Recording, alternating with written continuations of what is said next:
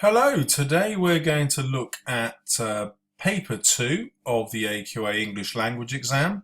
It's 8700 and we're looking at the writer's viewpoints and perspectives, but it's worth looking at the instructions that you get given. So the first thing you need to know is that there are two sources. One will be a modern text and one will be a 19th century text. The other thing is that there are parts A and B to the exam, and each are worth 40 marks, giving you 80 marks in total. That's highly annoying because you have 1 hour and 45 minutes and you're probably asking yourself how to divide that time. Unfortunately, my best advice to you is that section A is much the more difficult one, and you should spend 1 hour on section A and 45 minutes on section B. I'd do that as a mock and see what your answers are like. It may be that you need 50 minutes on section B and 55 on section A. What I wouldn't do is split them halfway. You definitely need more time on section A because there's a lot more to get through. Okay, well, section A is the reading section where you have to read those two texts, and section B is simply one written question. The advice you're given is, if I may say so, stupid advice. You're advised to spend about 15 minutes reading through the source and all 5 questions you have to answer. Well, the reason that's stupid is you only get marks for what you write in the exam, not for the 15 minutes you spend reading. So that's very stupid advice indeed. In fact, you'll find that it's possible to start answering question 1 straight away. And that's what I'm going to show you how to do. So this is what question 1 will look like, and again the examiners are offering you very stupid advice. They're telling you to spend 45 minutes on this section. I don't think you'll be able to write your answers fully in 45 minutes if you've spent 15 minutes reading. So here we go. You're going to read source A, and the good news is you only have to look at a very short number of lines. There are 14 of them, and then you'll have 8 statements, and you've got to pick 4 of them which are correct, which are true, and that question 1 will always look like that. So you've got the choice of reading the question first or going to the extract. Either way doesn't make any difference, I don't feel. We'll try reading the questions first because there is one potential advantage which you're going to try out in this video, see if this works. If I read the statements in the question, that might help me understand the passage. So I want to know where Anton is standing. I want to know if Anton's being carried away by a current. I want to know if Glastonbury is near total devastation or not. I want to know if the tents are floating down the hillside. What condition is the writer in? Are they shivering or in a thunderstorm? Are the people chasing their tents, and if so, are they half naked? Was the writer not pleased to be sent to Glastonbury? Let's find out. And the writer was not surprised to find it was wet and muddy. Let's find out about that. So I've got an overview of the passage that I'm going to read. However, what I don't know at this stage is whether some of these statements might be true, but not in those lines. So there might be a true statement that's in line 20. I don't know that yet, and the specimen paper can only tell me so much. I don't know if in the exams in the future they're trying to trick me. So I've really got to pay attention when I go to the exam paper to make sure I just look at those lines.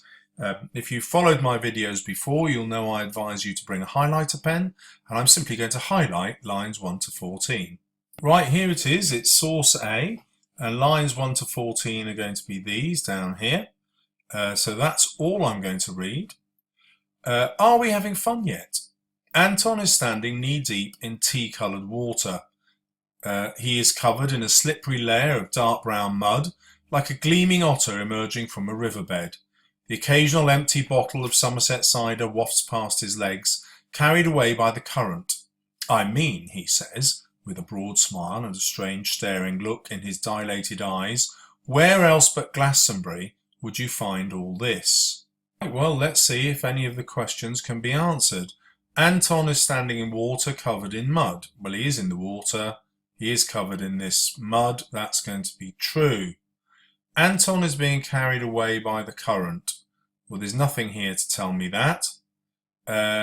So we'll have to read on and find out.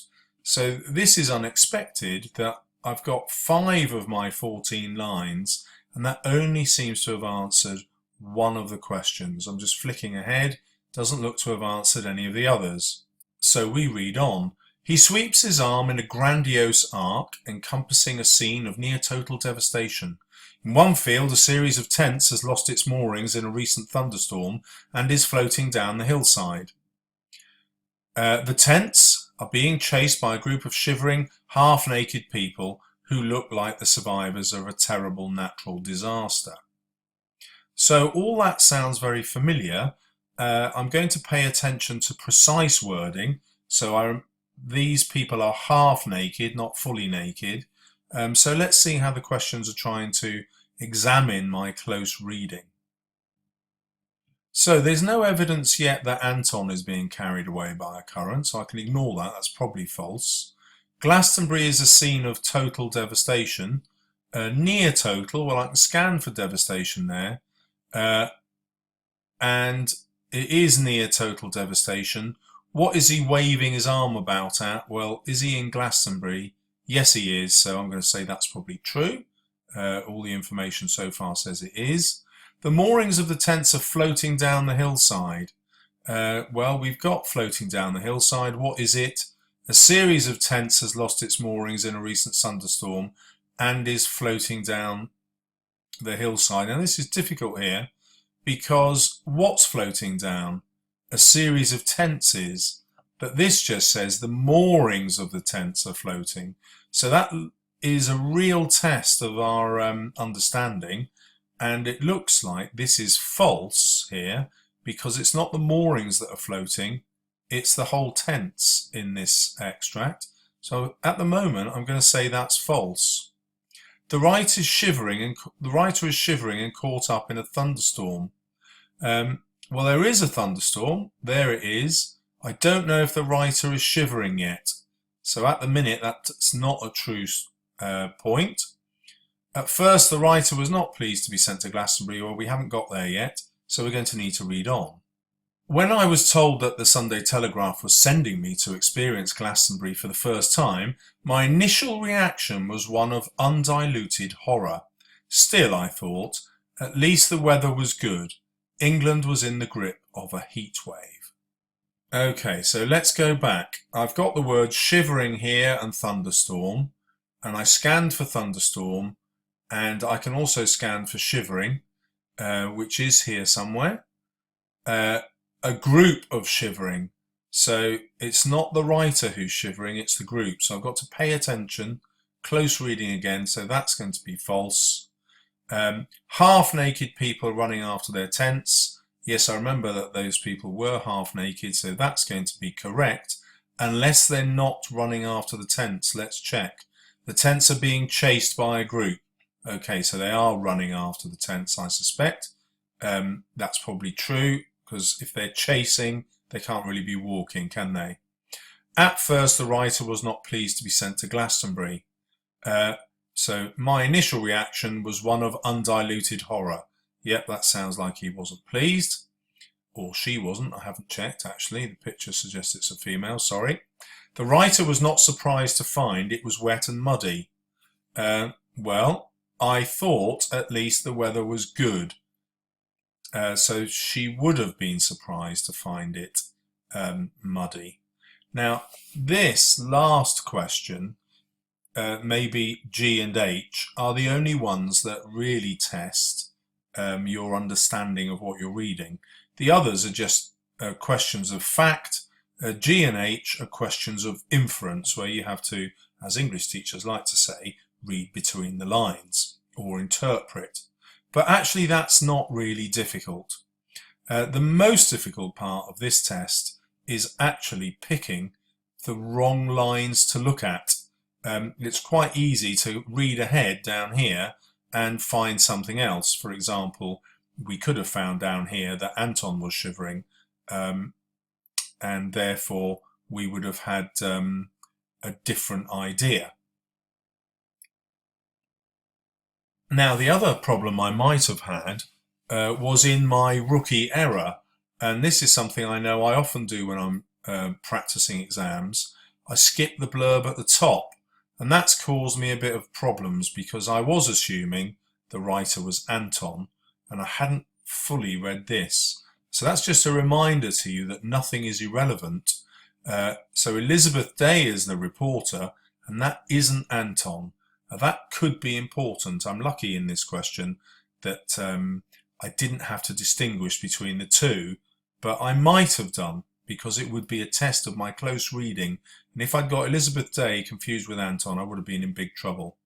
Okay, well, let's go and look at the mark scheme. So did we get them right? Yes, we thought that one was true. No, we thought that was false. Yes, we got that one was true. We knew it was the tents that are floating down the river, not the moorings, so that was false. We knew that there was a thunderstorm, but it was the group that was shivering, not the writer, so that was false. Yes, we inferred that the half-naked people must be running because they're chasing the tents.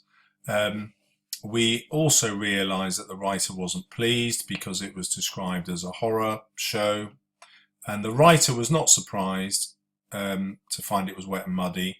Yes, we realised that it was, she thought it was going to be sunny, and therefore that was false. Now, you can see the problems here is that we're being asked to do some skills which this question doesn't actually do.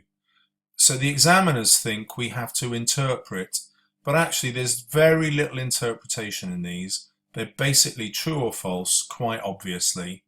And they're claiming that this information is implicit, in other words, it's not obvious. But really, these were all obvious points. Do we have to select and synthesize the evidence? Well, synthesize means drawing it all together, and actually we didn't, did we? So one of the problems of this question is that it's actually a really, really easy question. The difficulty that the examiners think is in the question isn't. It's not in the text. The text itself won't be difficult. And as long as you're reading to check that the right people are doing the right things, the questions themselves aren't difficult. But I will give you that warning again. What is going to be difficult is that first instruction. And here it is, making sure you only answer from the lines that the exam tells you to look at. One other final problem you might have is realise that it's only 4 marks and rush it. I wouldn't rush it. Double check your answer to each question, as I did in this video, to make sure you get it 100%. There's really no excuse for not getting 100% in this, so long as you check each answer by finding the keywords in the text and then reading a bit before the keyword, a bit after the keyword, and that's how we checked to see if each part of the statement was correct. Hello, so here we are on question 2. Question 2 will always ask you to look at source A and source B, so you've got to compare both sources, and that's emphasized for you again here. And this will always be a summary question. Great news. Well, that's going to present us with our first problem, as I'll show you in the mark scheme. But before we get there, the number of marks tells you how long you have in this exam. So 1 mark equals approximately 1.5 minutes. So that means you've got 12 minutes to answer this, and the examiners treat that as 1 page and 2 pages, and that's it. You can see that there aren't that many lines per page. It's much fewer lines than you get on a page of A4. So how are you going to get all 8 marks? Well, again, the mark scheme will tell us. Okay, if we look at assessment objective 1, there are 2 key skills that the examiners are after. One is they want us to find explicit, in other words, obvious information and ideas, and then they want us to find the implicit information ideas, which is reading between the lines. Well, that presents us with our first problem. And here it is. The question does not ask us to infer. It just asks you to summarize the facts. So logically, you would just say what the factual differences are between Eddie and Henry in the two sources. But that won't get you into the top band. So remember, question 2 will always ask you to infer. So whichever year you're taking this exam, that will always be the same. You have to read between the lines and find out those implicit differences, the ones which aren't obvious. Okay, well, the next thing you need to know is that English exams are really difficult to mark. And one of the reasons for that is what I will judge as being implicit understanding will be different from another English teacher, and what that English teacher understands might be different from another one. And the examiner doesn't really help us out too much. So if we look at this section here, they give us an indicative standard. The examiner is really cheating here. What they should do is give us a full model answer, but they don't. They chicken out of this. Instead, they say this indicative standard is not a model answer. In other words, they're going to leave it up to your examiner to decide if your answer is good enough for full marks. Well, straight away you can see the problem, because if you take 4 English teachers in your school, they'll probably give your answer 4 different marks. That's just the way English works. It's not because your teachers aren't any good. It's because we all have different opinions about what good looks like. Okay, and also this, it says, is not a complete response. So the examiners are going to really struggle in their first year to know what to give full marks to. It doesn't exemplify particular content. Well, that's quite good news, because it means the examiner will accept any content that you find from the text. They're not looking for a right answer. So that's good news. Anything that you see as a difference is going to gain you marks. But it is an indication of the standard of the level.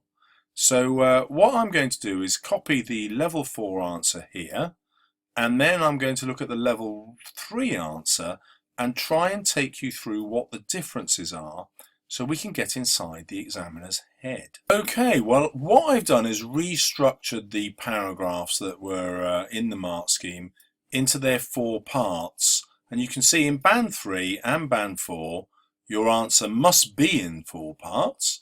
Let's see what those 4 parts look like. Well, you make a comment about one extract, in this case, the extract on Eddie. Then you have an explanation about what your quotation shows. Then you look at the other extract. Here, the information is about Henry, and you have another explanation about what the quotation shows. Well, so far so helpful. That's band 4. But unfortunately, band 3 is exactly the same. Look, you talk about Eddie, then you talk about Henry, so you're looking at both extracts, and the yellows here are both the explanations about what the quotations show. So I have to keep comparing, looking at quotations from each extract and saying something about each one. That's going to get me into band 3. Okay, well, what's different? Well, let's take a look. Well, if we look at the highlights I've put in green, you'll see they're the same in both answers. So we have to say that Eddie is cheeky, and we repeat that in the level 3 answer. Henry is formal and respectful, and here Henry is formal and respectful. So, well, what on earth is the examiner looking for to say that band 4 is a better answer than band 3? So here the examiner gives us an important clue. In the band 4, they take the same quotation, mocking voice, but they ask you to make 2 points about it. In band 3, you take that same quotation, the mocking voice, but you make only 1 point about it. Then when we look at the other extract about Henry, you make 2 points, he's formal and distant, whereas in band 3 you make, this is 3 points, and in band 3 you only make 2. So a simple rule of thumb is that you need to make more than 1 point for each quotation in order to get into band 4. But those aren't long detailed points, they're simply a tiny little bit of extra information. It might be just a single adjective. The next thing that the examiner is looking for is really a gut instinct. Really, it's quite a shame, this, because the meaning of emphasizing and showing is very, very similar. But what the examiner is saying is, if you use the word showing, that's, if you like, bog standard, unadventurous vocabulary, and they expect most students to be able to use it.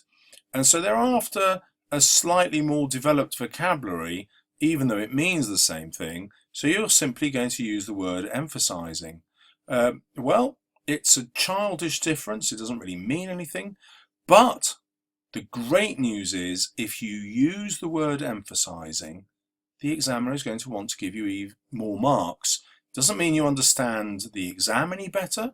It doesn't mean you're any better as an English student, but it does mean you're better at interpreting this exam. It's sad and dispiriting. It's not what English should be about, but never mind that.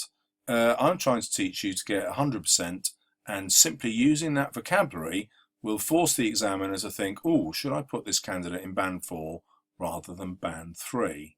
Okay, now there are a couple of other differences that distinguish the band 4 answer from the band 3 answer, and I've shown these to you in the italics here. So one simple difference is that you give 2 reasons in your explanation. Here it emphasizes the close relationship and it emphasizes the good humor in their relationship, whereas in the band 3 answer you only have 1 explanation: he is not afraid of him. Now the second difference is that in the second explanation in the band 4 you make a separate point, something entirely new. Here it's about the character's status, whereas in the band 3 you really refer to the same sort of idea, not being afraid and being somewhat afraid. So the examiner is looking for you having different ideas in your explanation. Now, of course, the other thing that you desperately want to know is, well, how much should I write? You know, what's going to get me full marks? How many quotations do I need? How many differences? And unfortunately, the examiners are completely silent on this issue. They don't tell you. Well, so the short answer is, you've got 12 minutes to do this question, and you keep finding differences for the full 12 minutes. Once those 12 minutes are up, that's it. You finish the question, bang, and you move on to the next one. So my guide goes into this question in much more depth. It shows you model answers, but it gives you this handy hint of 9 things that you need to get right. Highlight the keywords in the question so that you're comparing the right things. Many students don't do this and end up comparing the wrong thing. Roughly 1/5 of students don't get the marks because they're comparing the wrong stuff. So bring a highlighter into the exam, highlight what exactly you have to look at. Okay, in my second point, you want to make the examiner think that you're looking at implicit meanings, in other words, that you're inferring. So the easy way to do that is always start with this sentence. There are similar things about, and then you insert whatever the key words of the questions are, in the 2 extracts, but they have a different emphasis. And do you remember emphasis was that word that was taking you into band 4? So as soon as you write that, it tells the examiner you've seen things that are different and things that are similar. That shows that you've got a great understanding of both extracts. You might not have a great understanding of both extracts, but the examiner doesn't know that because of the way you've started. Quote something from the oldest extract and use so or which suggests or which implies to show that you are inferring something from this quotation. So implies is another word like emphasizing that shows you're moving beyond showing. It means exactly the same thing, but the examiner is going to be more impressed because you're not just using the word shows. As we've seen, the examiner is also interested in your choice of vocabulary. So if you choose these connectives, while, whereas, or in contrast, or on the other hand, you'll simply impress them with your vocabulary and they'll want to give you higher marks. That, sadly, is just the way the exam works. Then you write about how this is different in the next extract with a quotation, which you'll nearly always be able to find. Then you move to a completely new point. Quote something from the oldest extract. Again, you're going to use which suggests or implies, or indeed emphasizes, to show that you are inferring something. Now, this is an interesting trick. Then you can rank your differences. And the easiest way to do that is to give it an adjective. So you can say it's the main difference, or it's the most dramatic difference, or it's the most significant difference, or indeed the worst difference. State this in your sentence. Now, the reason that you'll use an adjective to describe the kind of difference is this criteria here, which will always be in the mark scheme. Statements show perceptive differences between the texts. And again, here it is, perceptive. Well, there's nothing here to help the examiner say, well, what does perceptive look like? Well, one way is to give more than one explanation, but the other way is to rank those explanations with that idea, you know, the main difference or the most significant difference. That shows that you're no longer just being clear and relevant, you're reaching towards being perceptive.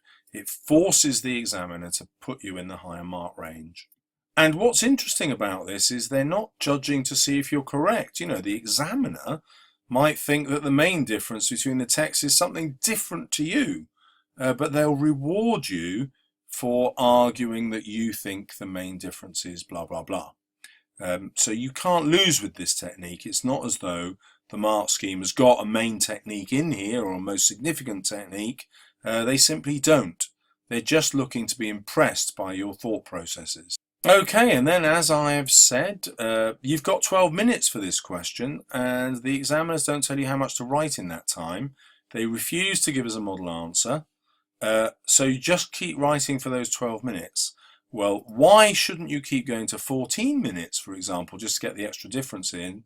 If you've been watching my videos, you'll know that the marks are easiest at the beginning of the question.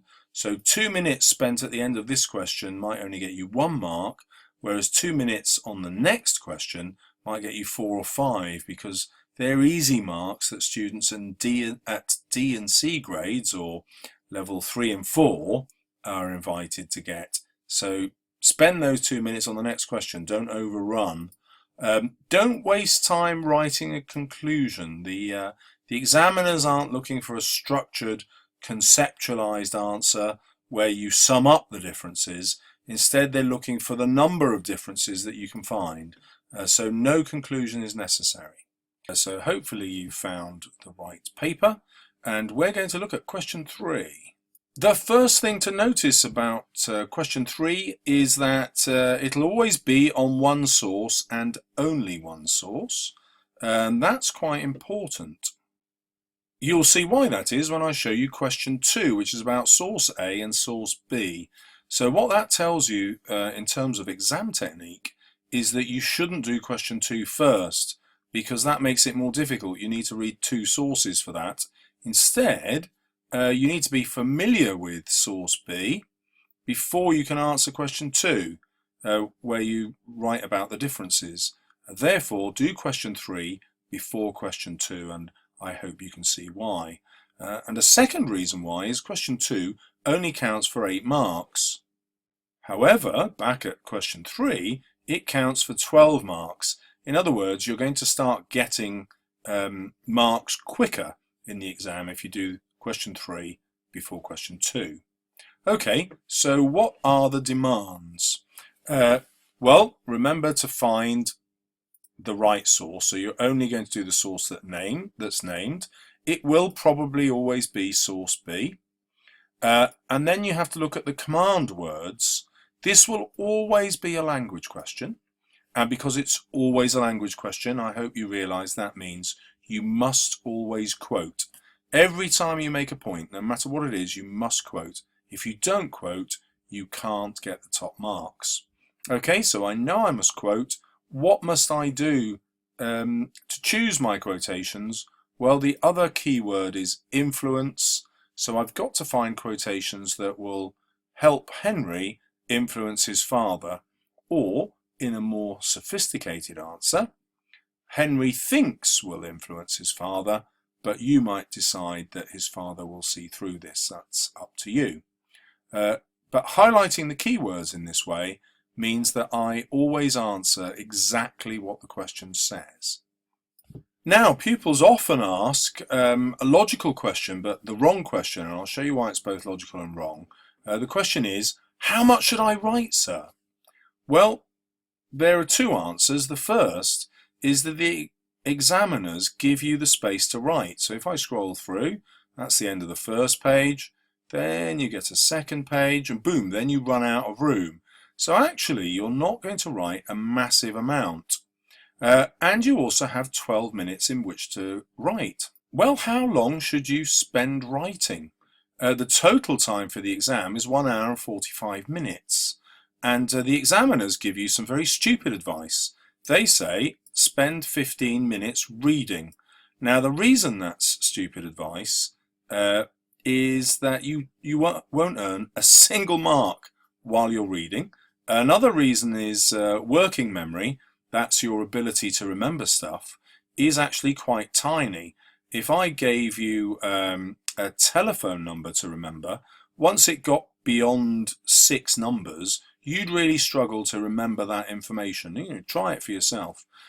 So thinking, oh, I'll read this paper and then I'll remember what's in it and I'll understand it better, is actually a false position. It's not the case.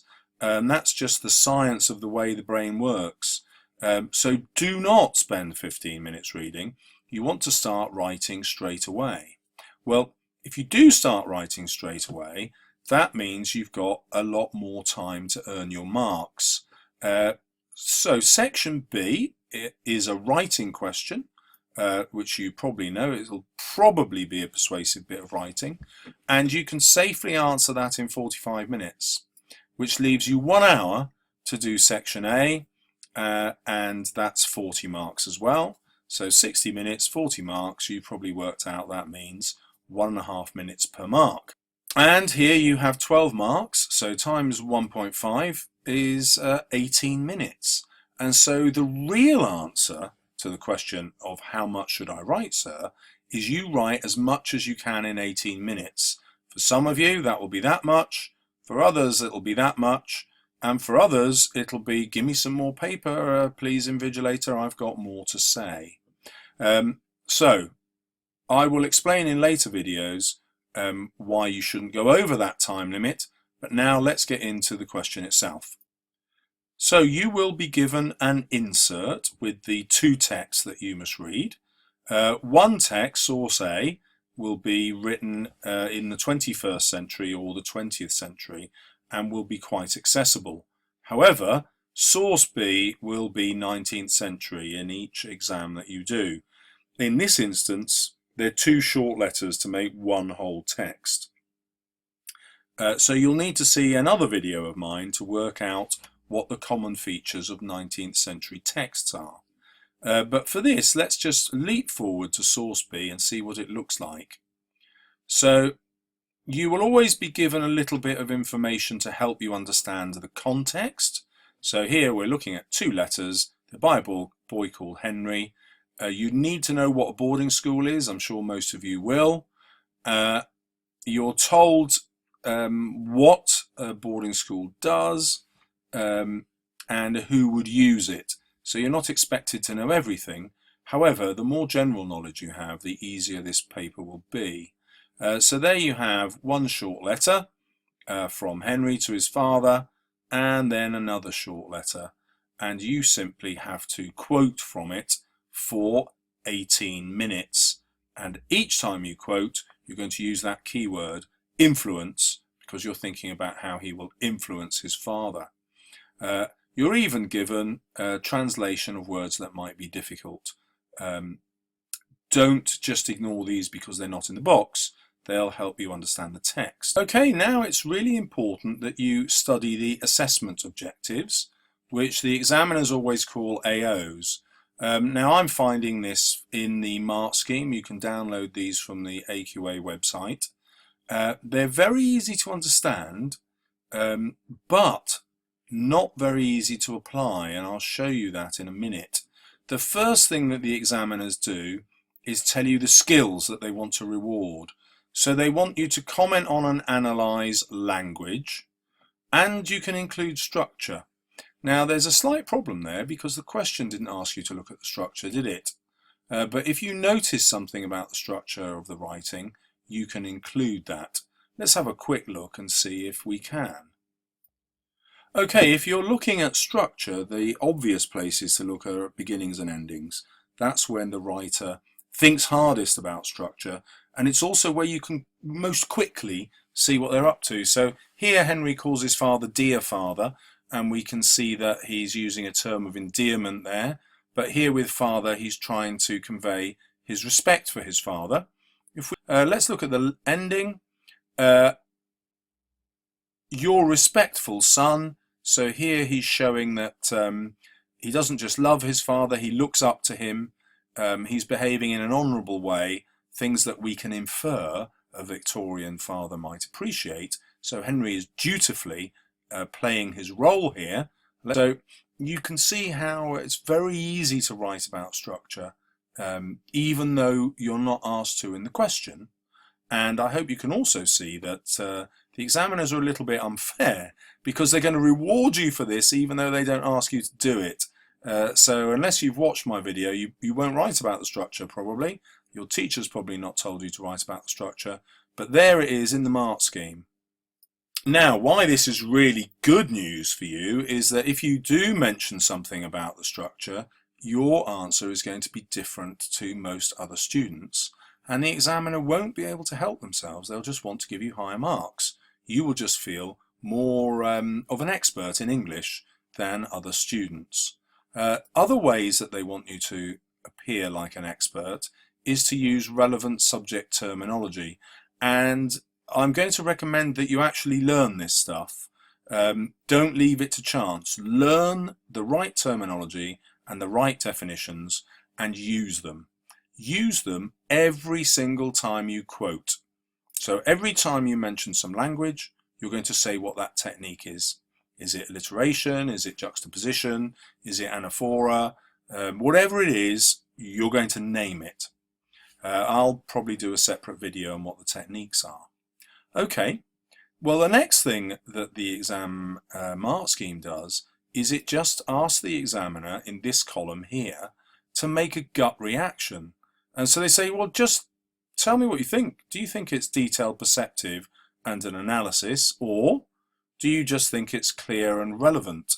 And so the bad news is the examiner's going to make up their mind almost immediately after reading your first paragraph which of those two descriptions best applies. The good news is you can look at your 18 minutes worth of writing and do the same. You know, am I clear and relevant? Have I just explained stuff? Or have I gone, am I detailed? Have I written loads? Do I sound perceptive?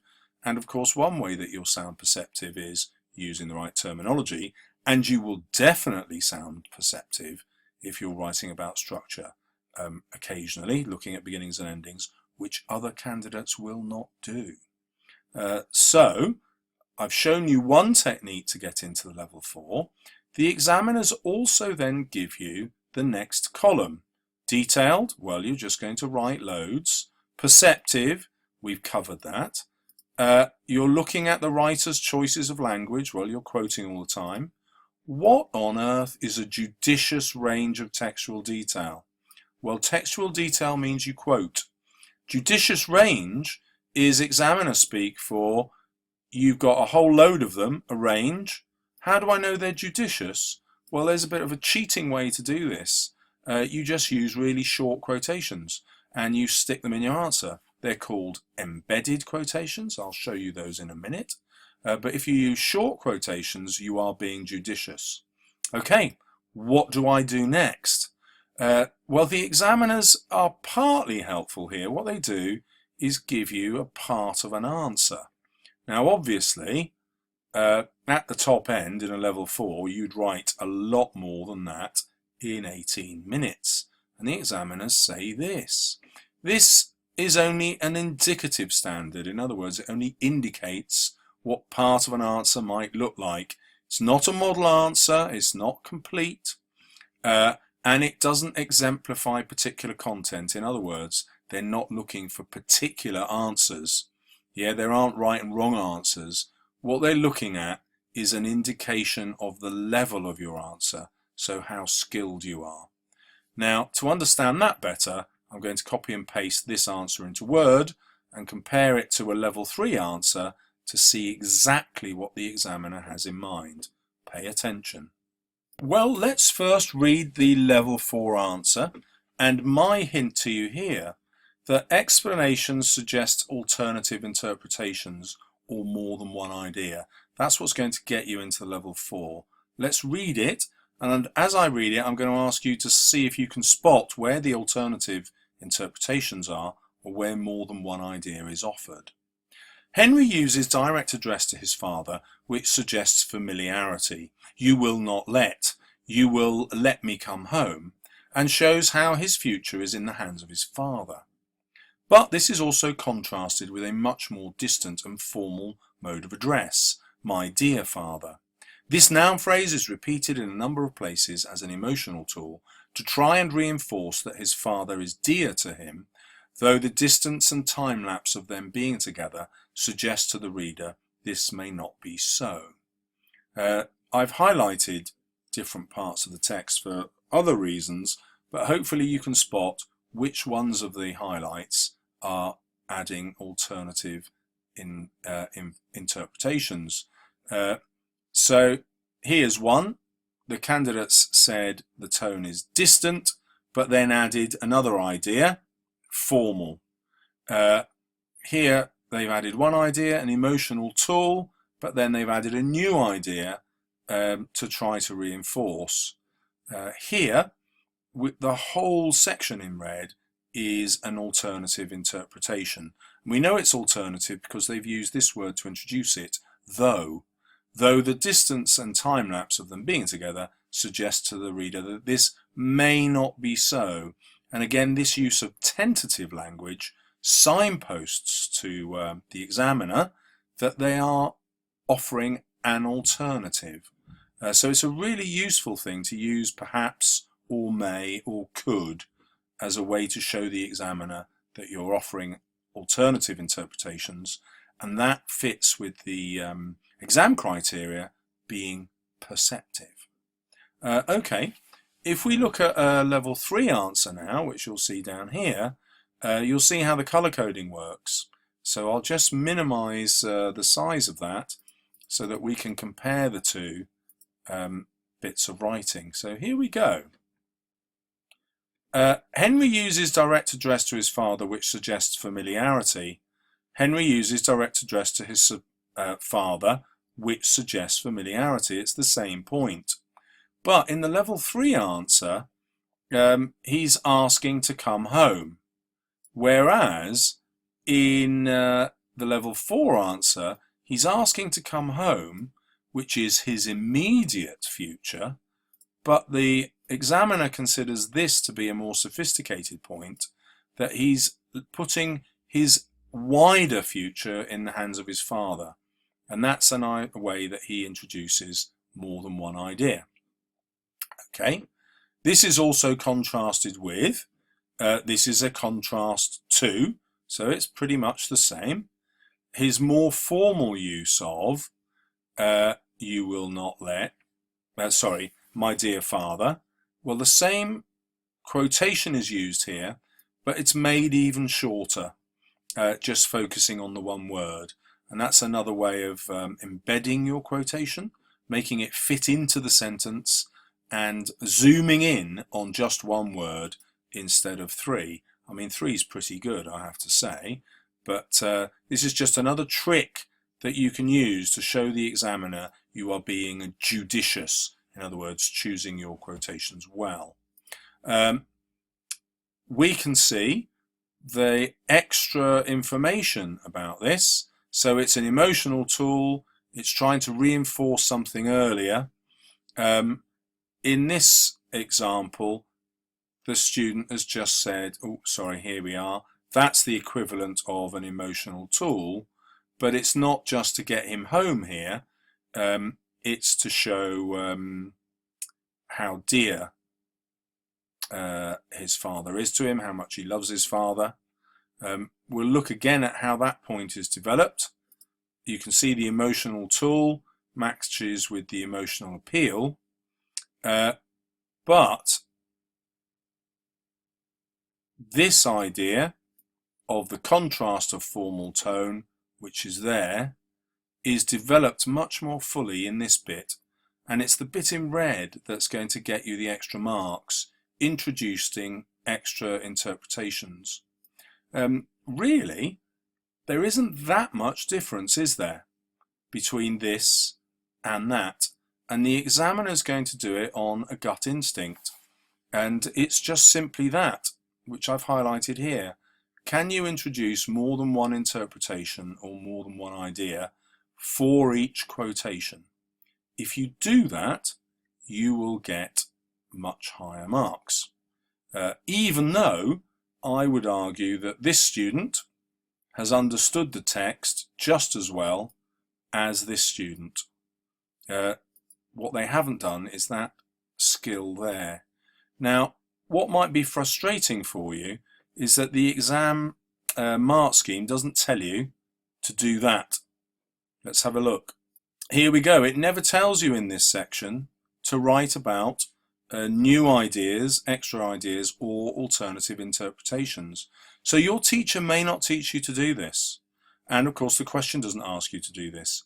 But when the examiner shows us their exemplar, we can see that is the main skill.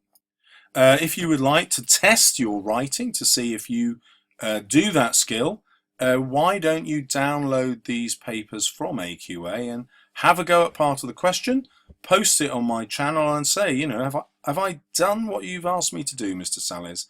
Am I able to offer alternative interpretations? And I'll definitely answer at least the first couple that get sent to me. And if you don't send it to me, show it to your teacher, because you really ought to be aiming for the top marks. Because as we've seen, a candidate who can read well enough to get those marks actually has the skills to get those, and it's just about practicing them. So good luck with your revision. If you'd like to know more, just subscribe.